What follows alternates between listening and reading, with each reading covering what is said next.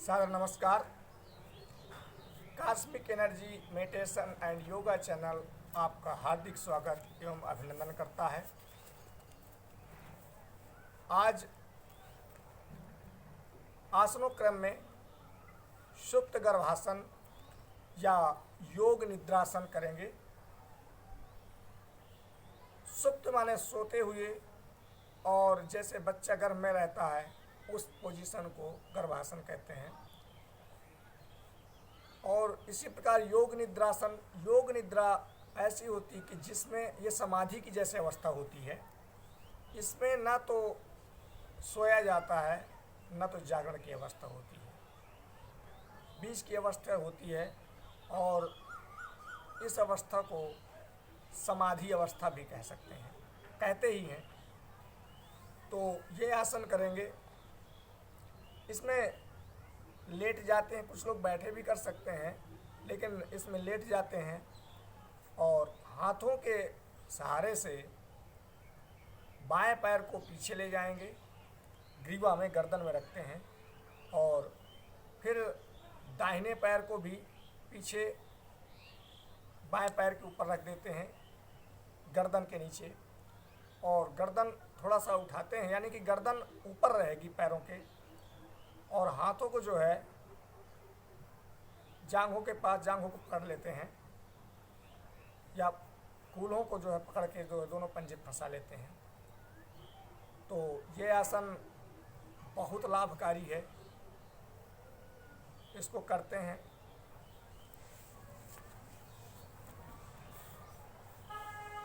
Late गए,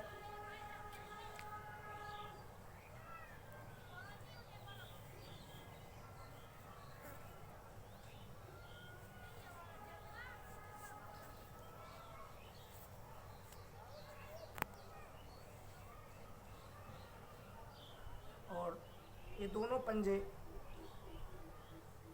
कमर में कूल्हों के ऊपर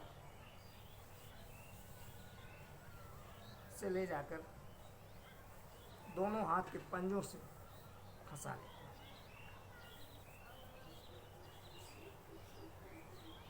श्वास क्रम सामान्य चलेगी और यथाशक्ति रुकते हैं।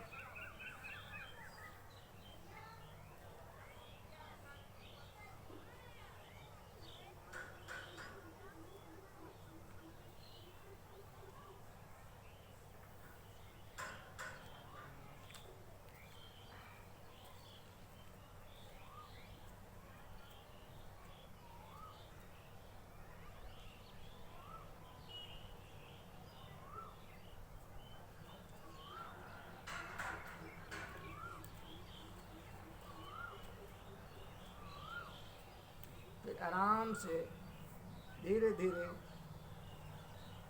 पैरों को हटाते हैं और फिर सीधे शवासन की मुद्रा में आ जाएंगे। थोड़ा सा आराम करेंगे, फिर बाएं या दाएं करवट, किसी करवट में होते हुए उठ के बैठ जाएंगे। इस प्रकार इस आसन के बहुत बेहतरीन लाभ हैं। इसमें क्या है कि गुर्दे, पित्ताशय और आंत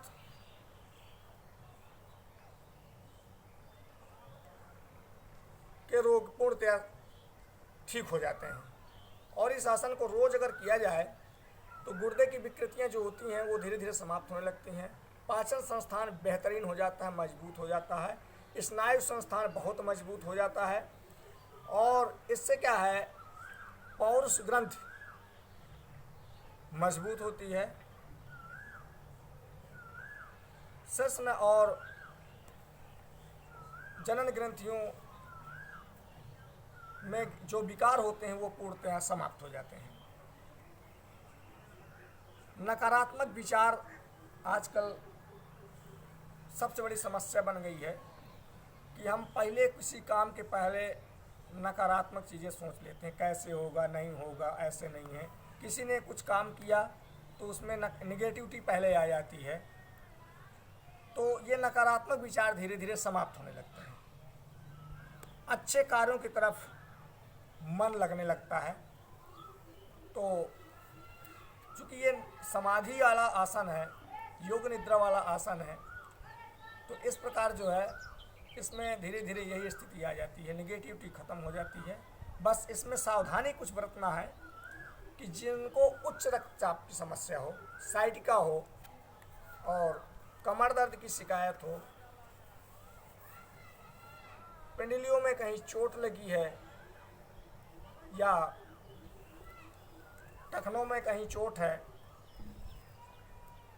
पेट का ऑपरेशन हुआ है, हार्ट की विशेष समस्या है, तो इस आसन को ना करें, पहले ठीक हो जाएं, या करें तो बहुत धीरे धीरे आराम से।